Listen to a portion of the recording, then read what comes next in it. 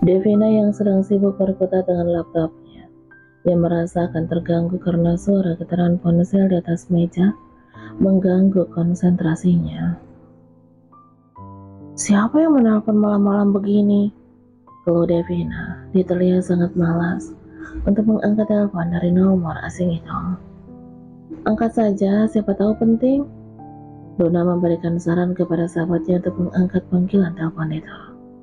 Devina pun terpaksa harus mengangkat panggilan telepon tersebut sambil berjalan ke rooftop. Halo, dengan siapa ini? Aku tunggu kamu di depan rumahmu. Devina tidak paham, padahal dia tidak janjian dengan siapapun. Tapi mengapa tiba-tiba ada seorang pria menelpon dirinya dengan mengatakan bahwa dia berada di depan rumahnya? Tunggu dulu, kamu siapa? Untuk apa kamu menunggu? Klik.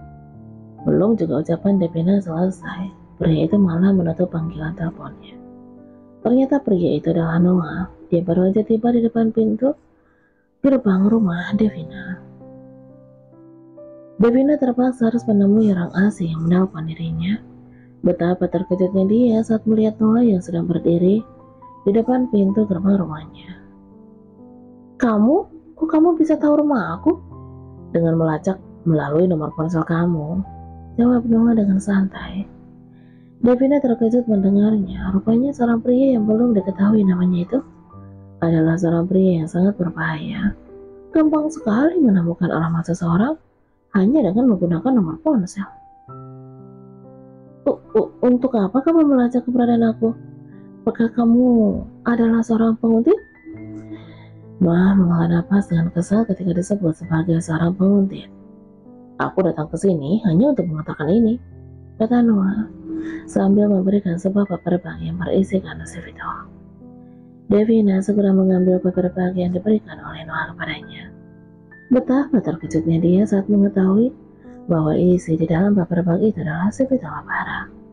Rupanya dia salah menilai pria yang ada di hadapannya itu. Pria itu tidak seburuk yang dia kira. Tuh, ini semua tidak gratis. Kamu 2 kali berhutang padaku. Pertama, kamu udah menjatuhkan si pita milikku. Dan kedua, aku udah memenuhi keinginan temanmu yang idam itu. Hampir saja Davina ingin mengucapkan kata terima kasih pada Noah, tapi dia tidak jadi mengatakannya. Rupanya, pria itu tidak tulus membantunya. Entah apa yang Noah inginkan darinya. Baiklah, aku akan membayarnya. Berapa semuanya? Tanya Davina dengan nada kesal. Biar aku pikirkan. Setelah berkata seperti itu, Noah masuk ke dalam mobilnya dan pergi begitu aja menjalankan mobilnya. Dasar pria aneh, gerutu Devina. Nih, CV Labara yang kamu inginkan, Luna. Devina memberikan sebuah paper bag yang berisikan CV pada Luna. Bukan main senangnya Luna saat ini. Akhirnya dia bisa tidur dengan nyenyak karena udah bisa mendapatkan sebuah CV yang sangat dia inginkan. Wah, makasih ya Devina. Sama-sama Luna. Devina sangat senang melihat Luna yang langsung menikmati si pita yang dia berikan. Kamu mau? Luna menawarkan sebagian si pita kepada Devina. Devina menggelengkan kepalanya. Aku masih kenyal. Tapi bagaimana caranya kamu bisa mendapatkan si pita Labara? Bukankah kamu bilang tadi si pitanya udah habis? Tanya Luna pada Devina penasaran. Devina pun menceritakan bagaimana pertemuan pertamanya dengan Noah. Dimulai dari Devina meminta Noah untuk mengalah, kemudian tidak sengaja Devina menjatuhkan Sepito ke aspal, sehingga Noah meminta nomor ponselnya untuk meminta pertanggungjawaban. Sampai akhirnya Noah tiba-tiba datang mengantarkan Sepito Labara padanya. Luna malah menggoda Devina. Cier yang lagi PDKT nih. PDKT apaan? Oh lah, aku punya cowok kayak gitu. Yang ada aku akan mati makan hati tiap hari. Devina bergidik ngeri, membayangkan jika seandainya dia memiliki seorang kekasih yang sangat dingin dan kaku seperti Noah. Tapi ngomong-ngomong, kok bisa dia mendapatkan si pita Labara malam-malam gini? Biasanya restoran Labara udah tutup dari jam 8 malam juga. Tanya Luna pada Devina. Restoran Labara memang sangat laris manis setiap harinya, sehingga sebelum jam 8 malam saja si pitanya sudah laku habis. Devina pun berpikir yang serupa dengan Luna. Nah, iya juga ya. Kok bisa dia ya dengan gampangnya mendapatkan si Petala Bara di tengah malam gini? Apa mungkin dia bukan sembarangan orang ya? Maksudnya Superman begitu? Canda Luna. Bukanlah masa Superman. Siapa tahu dia semacam mafia atau orang yang memiliki kekuatan untuk mengancam restoran Labara? Jawab Devina. Luna terdiam. Setiap kali dia mendengar kata mafia, dia menjadi teringat kembali pada Jonathan. Karena memang sebenarnya dia tidak pernah bisa melupakannya. Dia hanya mencoba berpura-pura ceria di depan orang lain. Tiba-tiba ponsel Devina bergetar. Devina segera memeriksa ponselnya. Rupanya ada pesan terkirim dari ayahnya. Sepertinya ponsel Laura tidak aktif. Besok Tuan Edward dari perusahaan Golden Grove ingin bertemu dengan Laura sebagai manajer perusahaan di restoran Sky untuk membahas pekerjaan. Ayah harap Laura tidak mengecewakan perusahaan ayah. Sementara itu Jonathan malam ini sedang berada di mansionnya yang berada di Uruguay.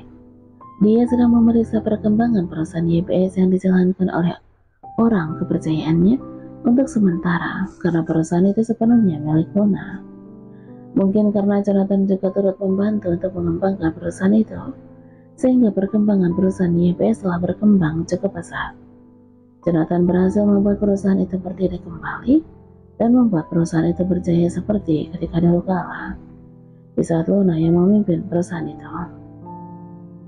Jonathan tidak mungkin membiarkan perusahaan itu hancur, karena perusahaan itu milik Luna dan dia memiliki banyak kenangan di sana bersama Luna. Jonathan menjadi teringat ketika dia pertama kali bekerja sebagai seorang OB di perusahaan itu. Para OB yang lain sering membicarakan bagaimana cantiknya seorang anak pemimpin di YPS. Setiap kali aku merasakan kepalaku pusing, dengan hanya melihat wajah Nona Luna saja pusingku langsung hilang. Nona Luna memang sangat cantik sekali. Aku curiga, mungkin sebenarnya dia adalah seorang bidadari yang sedang mencari keberadaan selendangnya itu. Saat itu Jonathan menjadi penasaran, secantik apa sih Luna yang sandar itu? Sehingga tiba waktunya sang nona muda di YBS telah memasuki bagian depan kantor. Semua orang berjejer dengan rapi untuk menyambut kedatangan Luna, termasuk Jonathan. Betapa terpesonanya Jonathan ketika melihat wajah Luna untuk pertama kali. Sampai dia tidak berkedip melihatnya. Sepertinya dia telah mengalami jatuh cinta pada pandangan pertama kepada Luna. Sampai jantung Jonathan berdetak lebih cepat dari biasanya. Suara getaran ponsel membuyarkan lamunan Jonathan. Jonathan segera meraih ponsel di atas meja. Rupanya ada pesan dari Noah. Klan The Dragon rupanya bekerja sama dengan klan The Avengers, Tuan. Sepertinya Noah sudah mendapatkan informasi tentang klan mafia mana Arga bekerja sama untuk menghancurkan Jonathan. The Avengers? Jonathan mengerutkan keningnya. Rupanya, klan mafia yang udah dihancurkan kini telah berdiri kembali oleh seorang putra dari musuh bebuyutannya. Keesokan harinya, di sebuah ruangan yang ada di salah satu bar di kota Montevideo, terlihat Edward yang sedang menatap foto ayahnya, Tuan Louis. Ayahnya yang telah mati dibunuh oleh Jonathan, sehingga pria itu memiliki dendam yang sangat membara kepada ketua klan Lucifer tersebut. Tunggu pembalasanku, Raphael Wilson. Aku pasti akan melenyapkan orang yang paling penting untukmu. Edward berkata dengan penuh kebencian dan mengepalkan tangannya. Kemudian terlihat salah satu anak buahnya datang ke ruangan Edward. Maaf Tuan, gadis yang kemarin baru bekerja di sini, dia telah melukai seorang pelanggan. Gadis itu keras kepala, tidak ingin memuaskan pelanggan VIP kita. Edward sangat kesal mendengarnya. Dia segera masuk ke kamar gadis itu. Gadis tersebut sudah dijual oleh keluarganya kepada Edward, sehingga Edward memiliki hak sepenuhnya terhadap seorang gadis yang baru saja 1 hari dijadikan pelacur di parutnya untuk memuaskan para pria hidung belang. Brak! Edward membuka pintu kamar dengan kasar dan penuh amarah, membuat gadis itu menangis ketakutan. Ampun Tuan, jangan sakiti saya, jawab gadis itu dengan gemetaran. Namun Edward sama sekali tidak merasa tersentuh mendengarnya. Dia mencekik gadis itu menyeretnya ke dinding. Berani sekali kamu melukai Tuan Albert. Dia adalah salah satu pelanggan VIP di bar ini. Gadis itu merasakan sesak. Sulit sekali untuk bernapas. Dia meronta-ronta, berharap Edward mau melepaskannya. Kan sudah aku katakan, jangan pernah mengecewakan semua pelanggan VIP ku. Tapi kamu malah berani melukainya. Aku lebih baik kehilangan satu sampah seperti kamu daripada aku harus kehilangan pelanggan VIP di bar ini. Kemudian Edward pun mengeluarkan sebuah belati dari jas yang ia kenakan. Dia menusuk perut gadis itu dengan tanpa manusiawi. Gadis itu menjerit kesakitan, darah segar mengucur kian deras dari perut gadis itu. Edward sama sekali tidak memiliki hati nurani. Dia terus menikam gadis itu secara bertubi-tubi sampai wajahnya terkena cipratan darah tersebut. Ini adalah hukuman untuk orang yang tidak patuh seperti dirimu. Kemudian Edward melepaskan tubuh seorang gadis yang udah tidak bernyawa lagi, sehingga tubuh gadis tersebut ambruk ke lantai dengan kondisi yang mengerikan. Akhirnya gadis itu harus mati dengan cara yang sangat mengenaskan. Buang mayat gadis itu, kata Edward kepada Mark, karena Mark memang telah menjadi bagian dari klan The Avengers. Setelah klan The Dragon telah dibuat hancur oleh Jonathan, apalagi nasib Arga belum diketahui apakah masih hidup atau udah mati. Edward memang telah menguasai banyak bahasa asing, termasuk bahasa Indonesia. Mark menganggukkan kepalanya. Baik Tuan. Edward yang segera pergi ke kamar mandi untuk membersihkan darah di tangannya sambil bersiul. Baginya membunuh nyawa seseorang adalah hal yang biasa, hingga dia nampak tenang setiap kali udah membunuh orang lain. Tiba-tiba ponsel Edward bergetar. Dia segera merogoh saku celananya untuk membuka ponselnya dan membaca sebuah pesan yang masuk. Saya Laura, manajer dari perusahaan Barak Group. Jam berapa kita harus bertemu? Rupanya orang yang mengirimkan pesan tersebut adalah Luna.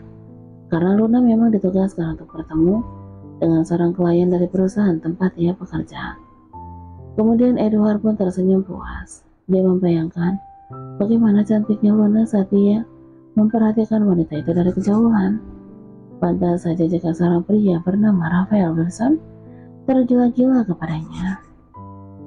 Bagaimana jika sebelum aku membunuhnya, aku akan menikmatinya terlebih dahulu. Akan aku kirimkan videonya kepadamu. Setelah itu, aku akan mengirim potongan kepalanya kepadamu. Raphael Wilson. Edward tertawa puas membayangkan bagaimana hancurnya hidup Raphael Wilson jika Edward sudah memberikan kejutan itu untuknya. Kemudian Edward pun membalas pesan dari Luna. Aku akan menunggumu 1 jam lagi di restoran Sky